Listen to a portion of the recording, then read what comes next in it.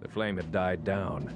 A shadow lay against it, a shadow queerly limp and empty. Tommy McKenna stared at the patch of scarlet cloth. A bright, warm stain was growing in the dry snow, spreading out slowly and steadily. Simmons' face had been torn away as though by claws. Nothing remained but the broken, red, shredded skull. Tufts of his parka lay black against the white. Blood was scattered far. Tommy McKenna's voice was stiff, unreal. He turned his wolves to feast. Anger blocked out the body, blacked the northern lights. Tommy's hands shook with rage. He looked north, and his eyes were chill. The unwritten law of the Mounties, swift death to those who would kill one of us. Etok would die, with either bullets or steel or bare hands. No trial for Etok now. He had committed the unforgivable crime, punishable by instant death on sight. He had killed Simmons of the Royal Canadian Mounted Police. No wooden gallows in the Yukon Territory headquarters, with a priest to see Etok through death's door. It had to come when and as soon as death could.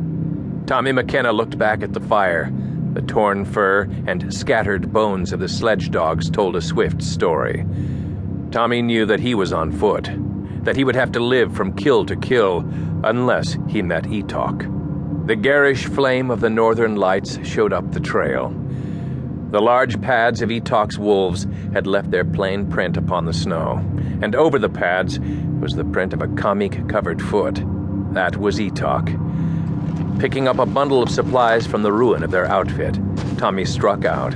His snowshoes rasped over the dry, cold surface, and the weight of the Enfield was hard against his arm. No time to bury Simmons now. The paws might lose him his quarry. Slogging through the never-ending night, Tommy heard the sounds of the north, the crackle of ice under terrific stress, the moan of sharp wind across the great reaches, the shivering, hunting cry of the wolf.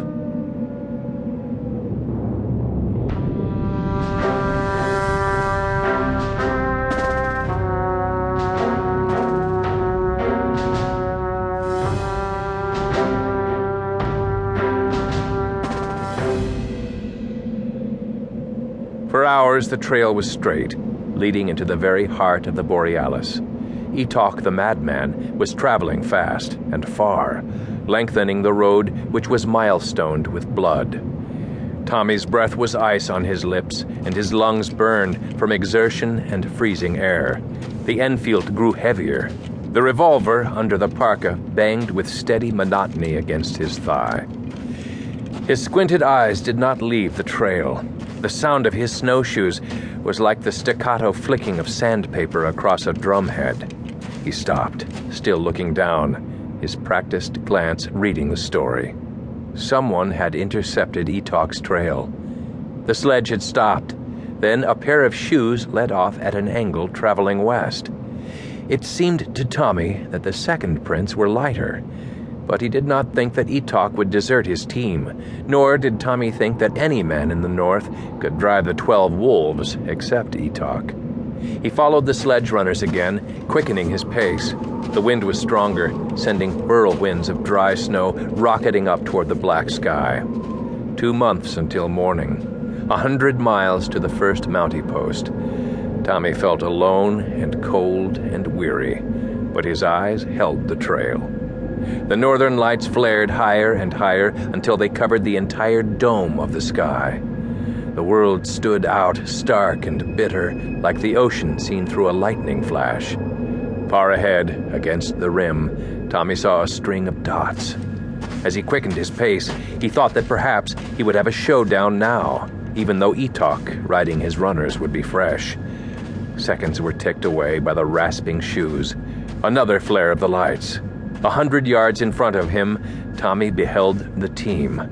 But the revelation was mutual. The sledge stopped. Tommy slowed up, watchful, walking like a cat.